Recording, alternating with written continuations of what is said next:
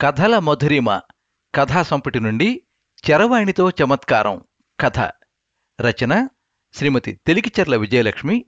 వినిపిస్తున్నవారు పప్పు భోగారావు. శ్రీమతి తెలికిచెర్ల విజయలక్ష్మి సామాన్య గృహిణి. 2015లో విశాఖ సంస్కృత మాసపత్రిక భక్తి సమాచారం కోసం ఛత్తీస్గఢ్లో ఉండే దేవాలయాలు అమర్కంటక్, నర్మదా నది ప్రదక్షిణ విధి, నమో నమో నర్మదే, రతన్పూర్, మహామాయ, మల్హార్, నైలా విష్ణుమూర్తి మందిరం, శివరి నారాయణ మందిరం, కోర్బాలోని రుద్రశివ మందిరం, ఇలా కొన్ని ముఖ్యమైన మందిరాల మీద వ్యాసాలు రచించారు. మొదటిసారిగా విశాలాక్షి సాహిత్య మాసపత్రికలో కథకు బహుమతి లభించింది. సినీవాలి చిన్న కథల పోటీలో ద్రోహిణి కాను అనే కథకు బహుమతి, సినీవాలి మాండలిక యాస కథల పోటీలో చరవాణితో చమత్కారం కథకు బహుమతులు లభించాయి.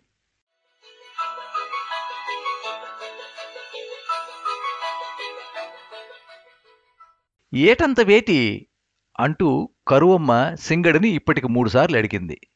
ఏటే, నువ్వు అలా చెప్తే పని ఎట్టా అవుద్దే అంటూ కసురుకున్నాడు సింగడు.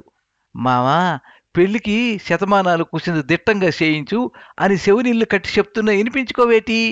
నిన్ను డబ్బులు అడగంలే, సున్న పిడత బరువెక్కింది, పైసలు వేస్తుంటే పోవటం లేదు అంటూ కోపంగా మేనమామ మీద రుసరుసలాడింది కరువమ్మ.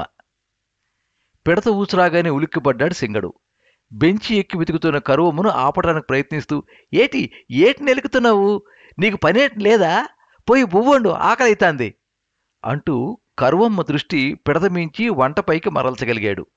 ఉన్నఫలంగా కరువమ్మ పిడత కోసం నెలుకుతూ ఉంటే గుండె జారినట్టయింది సింగడికి.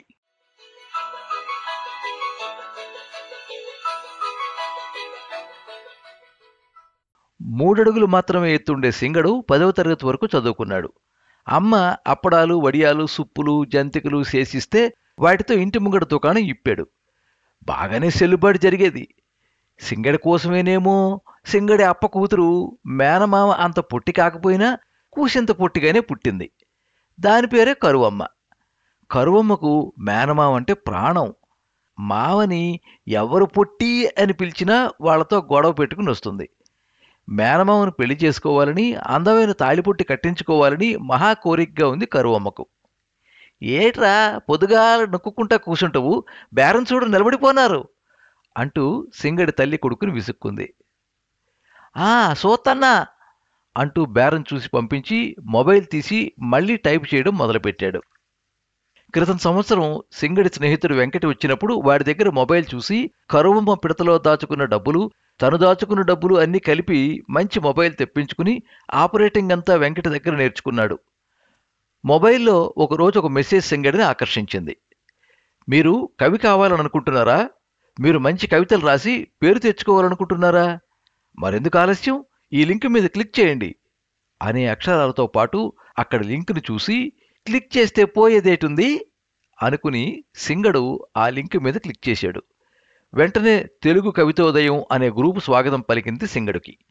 ఆ రోజు నుంచి గ్రూప్ అడ్మిన్ చెప్పినట్టు ప్రతిరోజు కవితలు రాస్తున్నాడు సింగడు.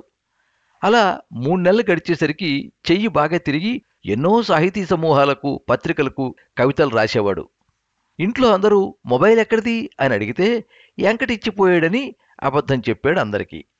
మామ తనతో మాట్లాడడం తగ్గించడానికి కారణం వెంకటేనని కోపంతో చిన్నప్పుడు పాడినట్టే ఎంకటి కుంపటి 3 ముళ్ళ దుప్పటి, కప్పుకుంటే సాలదు, ముడుచుకుంటే మూరడు అని పాడుకుంటూ కోపం చల్లార్చుకునేది.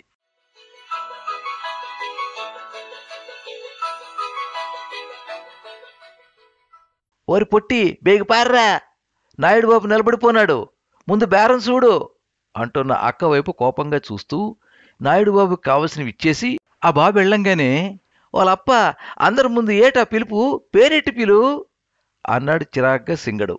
ఏట్రా పొద్దుగూకలు ఫోన్ ఎట్టుకొని కూర్చుంటావు, ఏదైనా పని చెయ్యరా? ఉన్న 10 సెంట్లలో వరి నాట్లు వేస్తే 5 బస్తాలన్నీ వడ్లు వస్తాయి కదరా, మాట అనకుండా పొద్దుగాల ఫోన్ నొక్కుంటూ కూర్చుంటావేటి అంది బాధగా సింగడి అక్క. సింగడు అక్క మాటలకు ఆలోచనలో పడ్డాడు.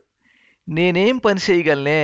ఇల్లు దాటితే పిల్లలు వెనకే పరిగెడుతూ రాళ్ళు ఇసురుతూ పొట్టి పొట్టి అని అరుస్తారు, కూలి పనికి పోయి కష్టపడలేను అనుకుని బాధపడ్డాడు. తన వైకల్యం అప్పుడప్పుడు బాధిస్తూనే ఉంటుంది సింగడికి. మెసేజ్ వచ్చిన శబ్దం విని ఆలోచనలు వదిలి ఫోన్లోని మెసేజ్ వైపు చూశాడు సింగడు. మీ కవిత ప్రథమ బహుమతి పొందింది. వచ్చే నెలలో జరిగే సాహితీ సమావేశంలో మీకు సన్మానం, ప్రశంసా పత్రంతో పాటు 25,000 రూపాయలు నగదు బహుమతి అందజేయబడును అన్న సందేశాన్ని చూసి ముందు సింగడికి అది నిజమా అనే సందేహం కలిగింది. నిజమేనని తెలిసి సింగడి మనసు దూదిపింజలా అయ్యింది. కరువమ్మకు, తల్లికి, అప్పకు చెప్పాడు. అందరికీ పట్టలేనంత ఆనందంగా అనిపించింది. కవితలంటే ఏంటో అర్థం కాకపోయినా అందరి మనసులు సంతోషంతో నిండిపోయాయి. ఓరి పొట్టి సన్నాసి, సభకు పోయినప్పుడు బొట్టిని కూడా తోలుకుపోరా అంటూ సింగడి అక్క కూతుర్ని సన్మానం జరిగినప్పుడు తీసుకువెళ్ళమని చెప్పింది.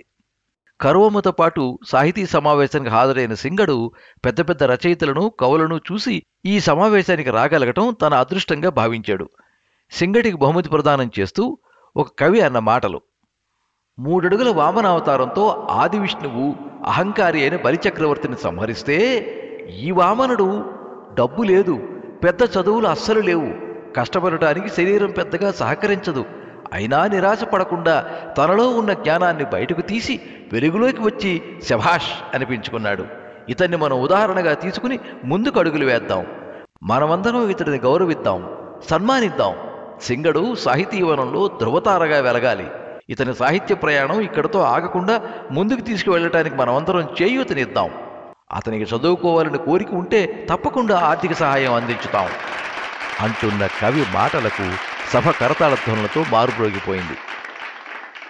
అందరూ వెక్కిరిస్తారేమో, పొట్టివాడని ఎగతాళి చేస్తారేమో అనే భయంతో వచ్చిన సింగడు, కరువమ్మ ఊహించినంత గొప్పగా సన్మానం అయ్యేసరికి సంతోషంతో తిరుగు ప్రయాణానికి బస్సు ఎక్కి కూర్చున్నారు. మామ చేతిలో ఫోన్ తీసుకుని చూస్తూ, ఈ ఫోన్ చమత్కారమే కదా మామ, నీకింత చక్కని పేరు తేవటానికి కారణమైంది. ఆ ఎంకటిగడికి ఫోన్లో చెప్పి ఈ సంగతి ఉరుక్కుంటా వస్తాడు నిన్ను కలవటానికి అంది కరువమ్మ. నేను ముందే చెప్పినానే, ఆడు నన్ను కలవటానికి మన ఊరికి వచ్చి ఉన్నాడే అన్నాడు సింగడు. పాపం వెంకటిని ఒట్టిగానే తిట్టుకున్నాను మావా, ఆడు ఫోన్ పెట్టి వేయకుంటే నువ్వు ఇంత రాసేవాడివి కాదు మావా అంది బాధపడుతూ కరువమ్మ. కరువు, ఒక పాలు నా మాటినే, నన్ను తిట్టమాకు.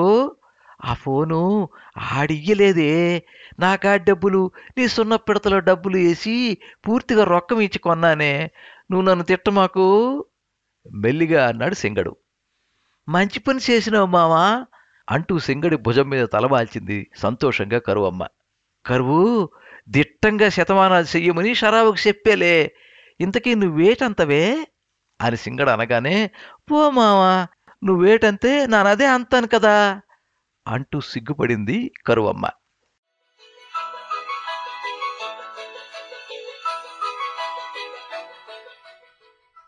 మీరింతవరకు చరవాణితో చమత్కారం కథ విన్నారు. రచన శ్రీమతి తెలికిచెర్ల విజయలక్ష్మి. వినిపించిన వారు పప్పు భోగారావు. ఈ కథ సినీవాలి 16వ సంచికలో మాండలిక యాసలో బహుమతి పొందింది. ఈ కథ మీద మీ అమూల్యమైన అభిప్రాయాన్ని కింద కామెంట్ బాక్స్లో రాయండి. ఈ వీడియోని లైక్ చేయండి, మీ మిత్రులందరికీ షేర్ చేయండి. ఇలాంటి మరిన్ని మంచి కథలు వినిపించడానికి ఈ ఛానల్ని సబ్స్క్రైబ్ చేసుకోండి. పక్కనే ఉండే బెల్ ఐకాన్ని క్లిక్ చేస్తే ఇలా అప్లోడ్ చేసే వీడియోల వివరాలన్నీ కూడా మీకు ఎప్పటికప్పుడు నోటిఫికేషన్ ద్వారా తెలుస్తాయి. ఎప్పుడు మీ అభిమానాన్ని కోరుకునే పప్పు భోగారావు. సర్వే జనాః సుఖినో భవంతు. కథా స్రవంతి.